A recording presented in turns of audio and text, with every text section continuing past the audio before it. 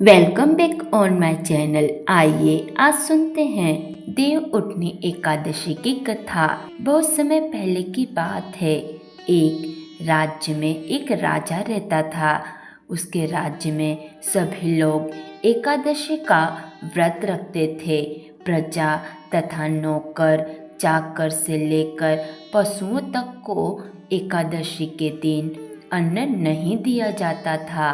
एक दिन किसी दूसरे राज्य का एक व्यक्ति राजा के पास आकर बोला, महाराज कृपा करके मुझे नौकरी पे रख लें। तब राजा ने उसके सामने एक शर्त रखी कि ठीक है, नौकरी पर तो रख लूँगा, परंतु रोज तुम्हें खाने को सब कुछ मिलेगा, लेकिन एकादशी को अन्न नहीं मिलेगा। उस व्यक्ति ने उस समय हाँ कह दी।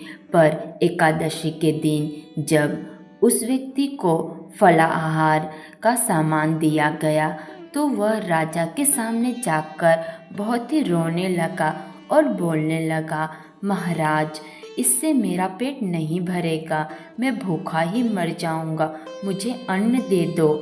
राजा ने उसे शर्त की बात याद दिलाई, पर वह व्यक्ति अन्न छोड़ने को राजी नहीं हुआ।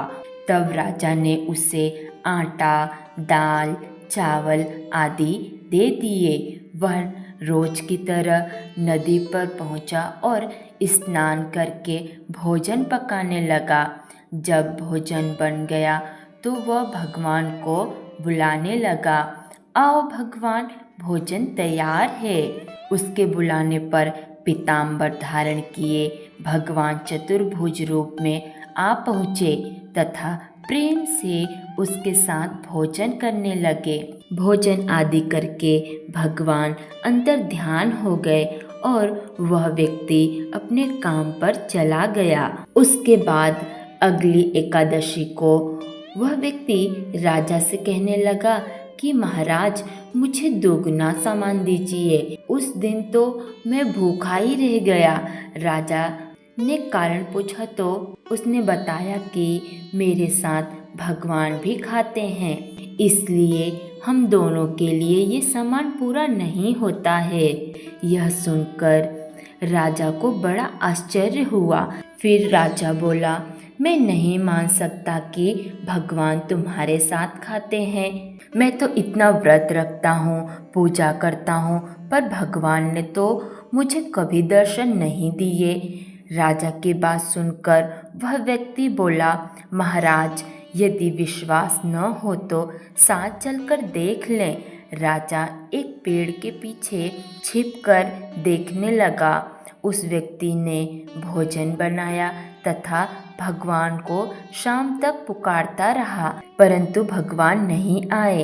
अंत में उसने कहा, हे भगवान, यदि आप नहीं आए तो मैं नदी में कूदकर अपने प्राण त्याग दूंगा, लेकिन भगवान नहीं आए। तब वह व्यक्ति प्राण त्यागने के उद्देश्य से नदी की तरफ बढ़ने लगा।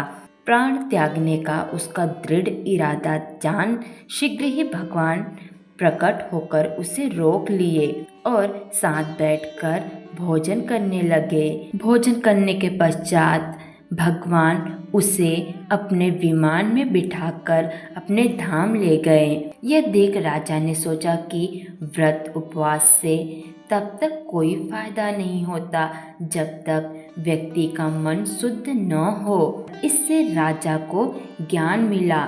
वह भी मन से व्रत उपवास करने लगा और अंत में मृत्यु के पश्चात वह स्वर्ग को प्राप्त हुआ।